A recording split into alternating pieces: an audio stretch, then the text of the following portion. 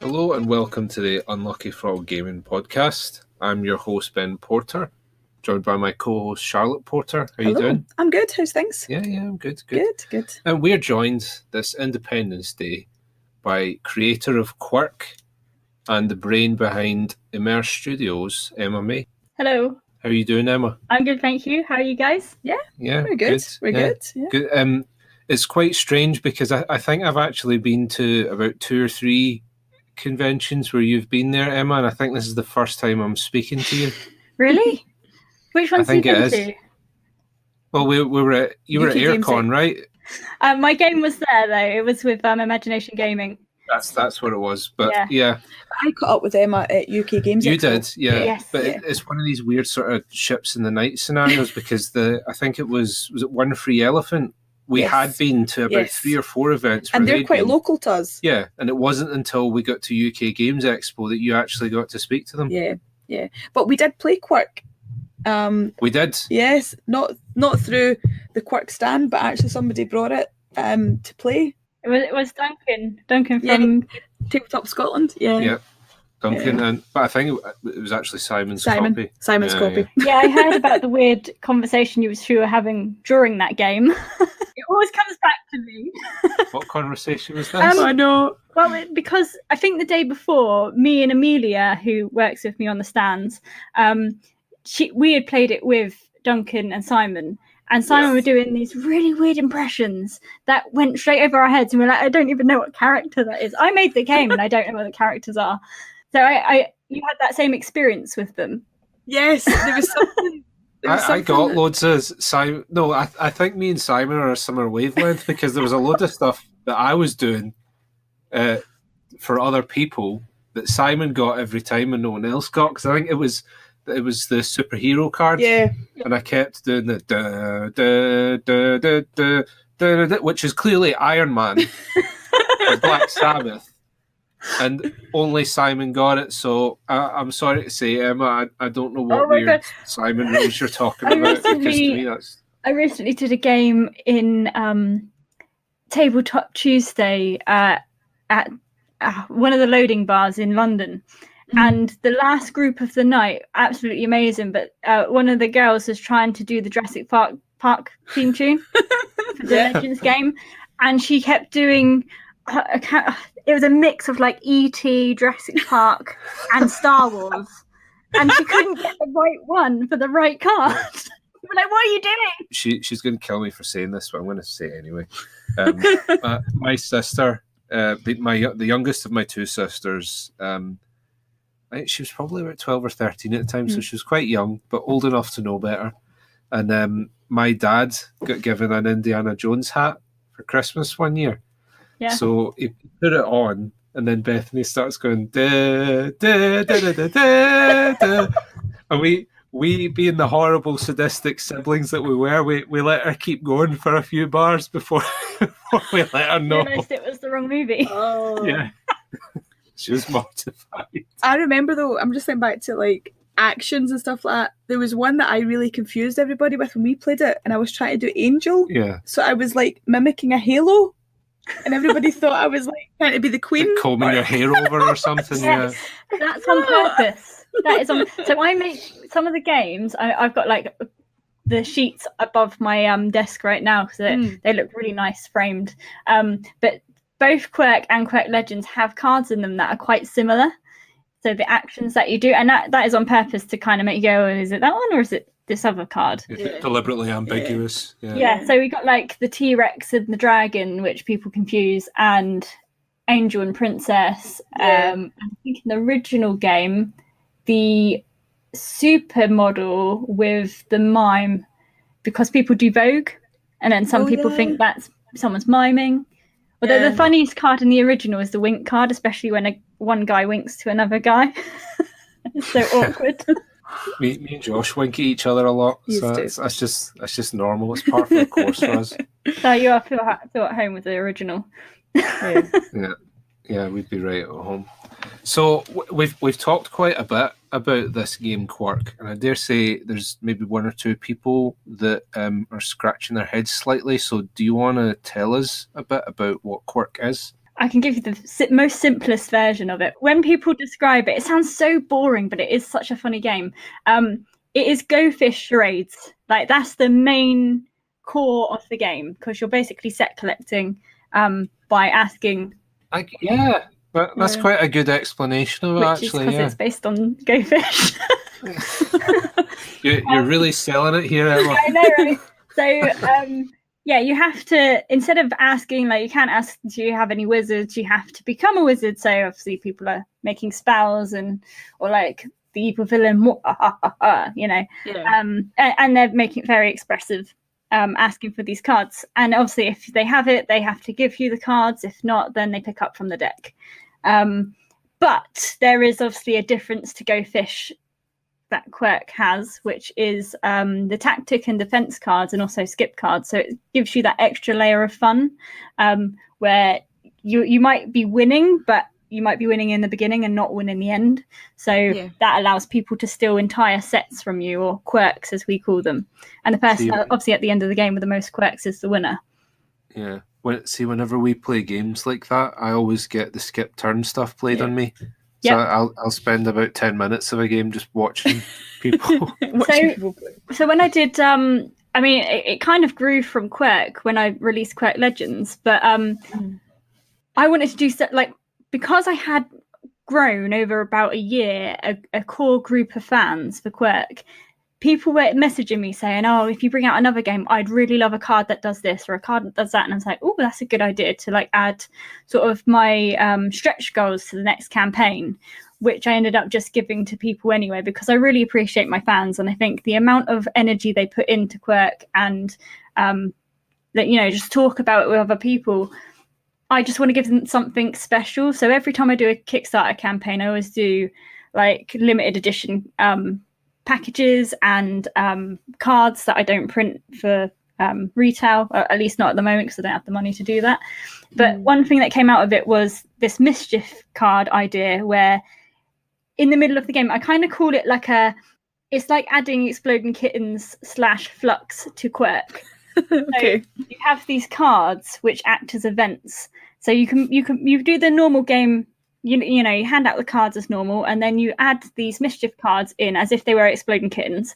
But they change the game like Flux. So it might be that halfway through the game, you get the tornado come out, and you have to collect all the quirks up from the table, all the cassette collections, and then give them out and distribute them from yourself. So we had this one time we played the game where that card came out on the person who was next to somebody that had literally 3 quirks, and there was 4 people playing. So she literally took all of the quirks away from her friend and then distributed them to everyone else but that person. So it kind of worked against her. She was winning like really well. And then at the end of it, we were all winning. So it just brings a new dynamic. Yeah. Which I really love. Yeah, that's cool. So, like a lot of people in the tabletop industry, you've maybe not been here for a very long time, you know, like people, for instance, like Steve Jackson, who's, I think, been in tabletop since it pretty much... They started tabletop, didn't they? Yeah, we had him on the show. Yeah, we had him on recently. Yeah. But, you know, the likes of ourselves, I came to, or I came back to tabletop anyway in like my early to mid-20s. Yeah. But you obviously have come to tabletop over the last few years. So I've been in it. Yeah, I've been in it for about 20 months. The funny thing is what Steve Jackson's partner is, what's his name? Ian Livingstone, isn't it? Yeah. So I kind of know Ian Livingstone. You're talking about the English Steve Jackson. We're talking about the American Steve Jackson. Yeah. Oh, is that too? Yes, this is what causes a lot of confusion. There are 2 Steve Jacksons who have both been in tabletop since the 70s. Yep. You're educating me now. who have both been who have both written fighting fantasy books as well. So the Steve really? Jackson we know, you may have heard of a little game called Munchkin. Yes. That's what he made. And So did he's he the also make Zombie Dice? He did. He did. Yeah, he did. Yeah, 'cause That's I the love that Steve game. Jackson. I haven't played Munchkin, but I have watched it on tabletop. But the confusing thing is that at one point, Steve Jackson, the US Steve Jackson, was writing for the fighting fantasy. Yeah, Oh, that is with so Steve cool. Jackson. Yeah. Not with him, but Yeah. they have both written for fighting fantasy. Yeah. And the problem is that the original fighting fantasy books, as far as I'm aware, didn't make any distinction between the two. So they're both Steve Jackson, even though they were written by So two it'd be different funny if they individuals. collabed, because it would be like Steve Jackson and Steve Jackson wrote this book. You're like, why didn't you just write it once? Yep. So I met. It was really funny the way I met Ian, because I am whilst I'm in the board game industry, I guess. I mean, a little bit of my past from what you asked is that I did work in the tech industry beforehand, making products, and left that to start a business, which I shut down, which my life coaching business is, which is why if anyone follows me on Twitter, I have a very positive look on life, or giving out these lessons or giving advice to people. It's because I've got that sort of personal development background to me. Sure. But because I've got kind of like that kind of corporate side to me, I know how to network with people. So when I started Emmerse Studios, I wasn't really in the tabletop industry, or I didn't really know any game designers, but I have a product idea and I want to take it to market. So my way of working is to look at who can I get connected with. Oh, Ian Livingstone's a big name, and maybe he could help me to get into this industry. But I did the Games Expo with Quirk, and I gave him a game and he gave me a copy of his book and signed it for me. So that's my little story with him. That is a ballsy move. I want to get into the industry, so I'm going to go and talk to the biggest, most famous person in it. It's paid off. Yeah. That's awesome. Would it be my move? Hats off to you. Yeah. What I wanted to say as well is I've noticed recently you've been doing quite a bit of blogging. Yes. That you've mentioned people asking you about things or approaching you with queries about being in the industry because you're coming from a sort of different background. How have you found that? A little bit overwhelming, to be honest. Yeah. I am used to helping people, and before games designers were coming to me, I was talking on the phone with entrepreneurs. So it's not kind of that too different, but I do kind of find when I'm helping other people, it helps me do two things. One, it helps me to kind of clarify where I am, and secondly, it helps me to understand where everybody else is as well. Yeah. And that's a good thing for me writing blogs, because what I found out was all these games designers were coming to me and I'd have honest conversations with them, and then what they would say and what I could pick out in between 7 different conversations is that everybody's feeling the same way, and nobody's talking about these emotional struggles that we're going through, and just pulling our hair out going, I don't know what to do next. And then watching our competition, who are other people in the games industry who might be quite close to us, or might be on social media, and you're watching what they're doing and you're thinking, how did they get there when I'm still here struggling? But we've all got a different story, and that's what I'm finding out, is that I work differently to somebody else that's maybe doing really well on Kickstarter, because that's one of the things I see, is that I run campaigns and I get about 77 to 140 backers on a campaign and just barely scrape by, where you see someone else go and get £40,000 and you go, how did they do that? But then I look at my journey and go, but I'm doing really well in the market. How well are they doing in the market? Yeah. There's a big question mark over that. So there are different journeys and different ways we will tackle that same problem. Yeah. And it's just about understanding that and trying to help other people understand that, because they might not have that level of connection with game designers because they're just starting their journey. Yeah, yeah. Well, I suppose it's quite interesting because we've even found it ourselves, is there's not a lot of podcasts, tabletop-based podcasts at the moment. And so sometimes you do feel like, well, are we bringing something that's different? Are we bringing a product that is of interest to people? Mm-hmm. And it's about finding the audience and knowing that there is an audience out there for you. It might be a very different audience to, another competitor or whatever, but I say competitor, friend. But it's all about having that and being aware that, like you're saying, how like seeing other people and you sort of begin to compare yourself to them, but knowing actually, no, I am where I am today because of what we've done, and they're where they are today because of what they've done. What you're going to bring to the table, be that as far as a game that you design or a podcast or whatever, it's because everyone's different.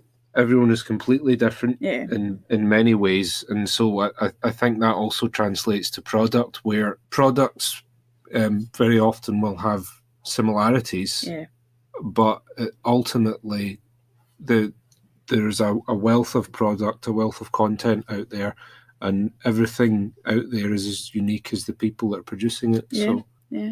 Definitely. I think what you have to find, and this is kind of the advice that, and this is really coming from me and finding myself in this journey, is that you have to know yourself and how you work. And as much as I can give advice to other people, a lot of the time I'm giving them advice from where I've come from and what I've done. And I kind of feel at odds with giving that kind of advice, because I know it's probably not the right advice for them, but it's the only thing that I can give them from my perspective. But also then having to take the stance of, okay, maybe that isn't the right advice for them, but can I give them advice that, if that's not the right advice, maybe this would be, you just find where that fits for you and then follow that.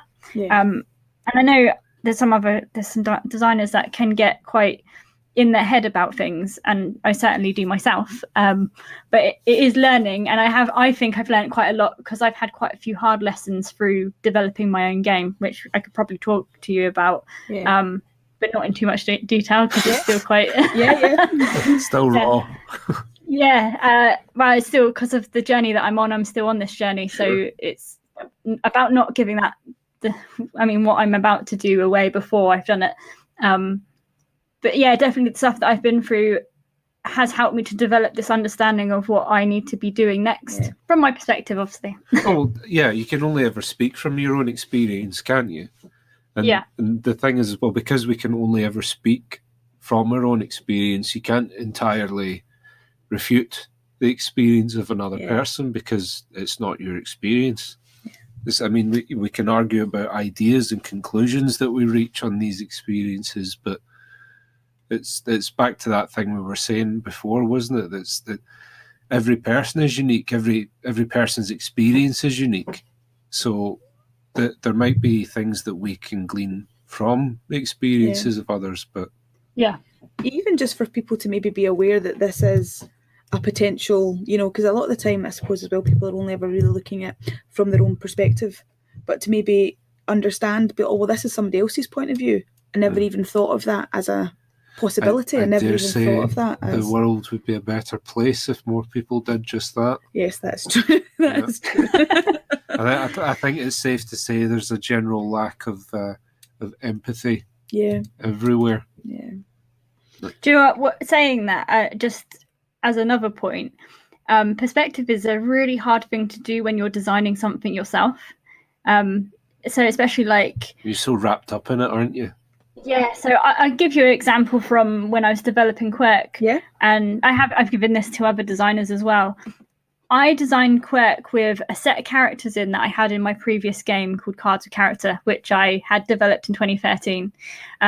So I kind of maybe have been in this industry a bit longer, but not really been in the industry. But I had these cards, and one of the characters, and since you've played Quirk, you probably understand. Yeah. So I had a character called the censor card, and literally what you had to do was censor out one of your words.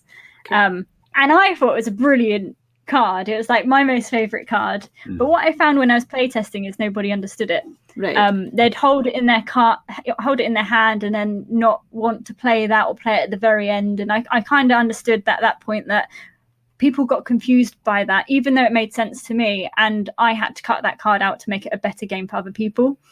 The other hard thing is obviously then taking that to reviewers, and then have people reviewing something you put 5 months of work into and put some of your own cash into, and you're moving along that journey, and then someone completely destroys it or says or especially if you haven't done play testing and you haven't answered all of those questions, you'll get something that you're not going to be very happy with, or might make you depressed because you haven't looked at every perspective that you possibly could have when you're putting something out there. But that's because it means so much to you. Yeah. I was just going to say that with regards to I'm glad you said that actually about the censor card as much as you were attached to it, because I think a degree of consensus applies when it comes to taking feedback. And I did an interview earlier in the year with Frank West from City of Games. Yeah. Because he, around that time, the Dice Tower had released their review of the City of Kings, and Tom Vassell was very critical of City of Kings. So I brought it up in the conversation and asked him how he responds to those sorts of reviews. And what he said was that he separates feedback into two categories, where you've got general feedback, which would be something like we didn't understand the censor card and how that functioned, because that's a general criticism of the game. Whereas you'll have personal feedback, which would be something like, I didn't like the texture of the cards. Oh, I've had that before. Yeah. But I've had that from manufacturers, actually. Really? Like, oh, your cards are so bad. Look how much they bend. And they're like, it's probably 300 GCM. I'm like, no, it's 350 GCM. They like looked at me and walked away. I was like, okay. Yeah. But just see what I'm saying about how the personal feedback, a lot of the time you can take that with a pinch of salt, whereas general feedback as a designer is what you really need to be listening to. And if I remember correctly, the one with City of King was the colours, wasn't it? Somebody didn't like the colours. I think he'd said that, but the thing with City of Kings was Tom Vassell kept comparing it to Gloomhaven, and it's a big fantasy game with lots of components. That's where the similarities begin and end, because they're very different games. They set out to do very different things, and honestly, unpopular opinion, I don't think it was a very good review. That's okay. I think the other thing is that as you develop in this industry, you have to learn to take that feedback and criticism. Yeah. I still find that very difficult. I had one come out recently, and I made my points with it, and my points did get listened to, and it did actually get taken down. But at the same time, it's so hard to read something where someone's being horrible about something you've created. And I've again given this advice to other designers that have experienced the same thing, because what I do in that moment is I read it and I understand where they're coming from, because some people don't like Quirk. And if I'm really honest, I probably wouldn't have wanted to bring out Quirk as one of my first games, because I didn't believe it in a Go Fish concept at that time. But it's when I put it into the market and I watched families interact with it, then I knew I had to put this out. So it was a changing in that perspective, but also knowing for myself. I should say to you, I have now sold 2,000 games, or over 2,000 games in 10 months. That happened. Well, I want to say it happened this week, but apparently when I did my stock check, it was 2,105. So I kind of I went over it really fast. In a good way. But what I had to realize is that, over 2,000 people have bought my game. Yeah. And only one person has given a review like that. The only problem I have is when it comes out on a bigger channel, and this channel wants to promote me, but this bad review comes out, that I have to say, well, hang on a minute, because your audience that don't know who I am, because I'm still quite small, might get a bad interpretation of it because it was given to the wrong reviewer who doesn't have the audience that I'm trying to attract. So that could essentially lose our sales. And it is because it was given to the wrong person. And I, again, as you're doing product development, and it's something I know a lot about, is about targeting your ideal audience and not giving it to the people that are not your ideal audience and getting the wrong feedback. Well, one of the things that we make a point of doing as reviewers, now we've not actually reviewed that many things, because when we do review stuff, we want to make sure that if we are having to be quite critical, we want to give them something to think about and not just berate it. We want to make sure that we're giving something that's constructive. Well, I was involved in a little bit of a conversation that Rodney Smith had about this recently, where he'd said, and it's a valid point, that ultimately, even if the reviewer is trying to be as objective as they possibly can, every review, by definition of what it is subjective. Yeah. Yep. You can't get away from that, because it comes down to opinion. We're not robots. Yeah.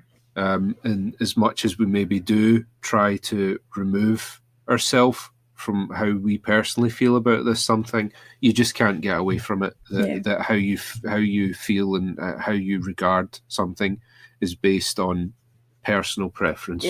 Yeah, definitely. And it is something we do try to do with our reviews. We try to judge the designers by their intentions.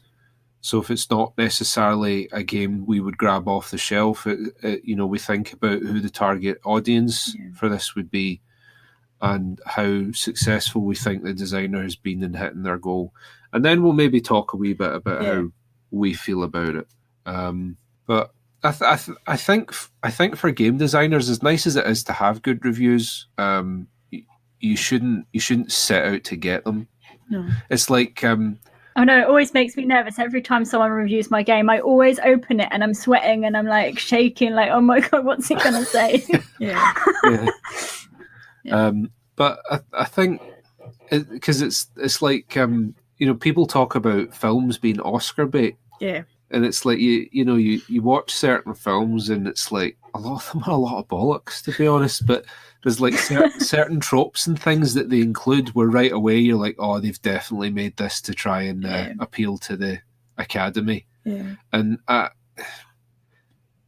so what happens a lot of the time is you'll get films where the Academy are like, this is fantastic, but then your everyday like Joe is just like, Michael Bay still making more money than all of them. True. So see, that's coming from that point of view. I'm thinking a lot about what my next game will be, and Emmerse Studios is supposed to be a virtual reality studio, which is what I intended my company to be, but then realized I had about 4 projects mounting up, and then I went, okay, well, I can't do £100,000 worth of like VR development. Why don't I just work on something that it's going to need investment, but it's not going to be as large as £100,000 in the first year. So this is why Quirk got invented, and I've got a book as well that I want to bring out, which Quirk was developed off of, or the original game was developed off of.